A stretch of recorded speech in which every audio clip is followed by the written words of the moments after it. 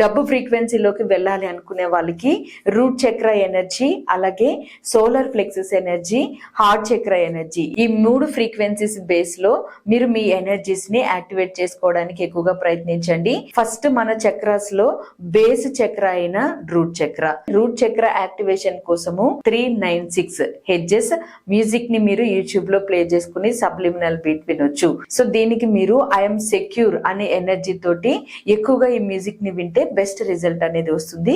Route చక్రకి Manipura చక్ర 528 hedges యొక్క music ని మీరు వింటే అది మీకు ఒక పాజిటివ్ రిజల్ట్ ని ఇస్తుంది.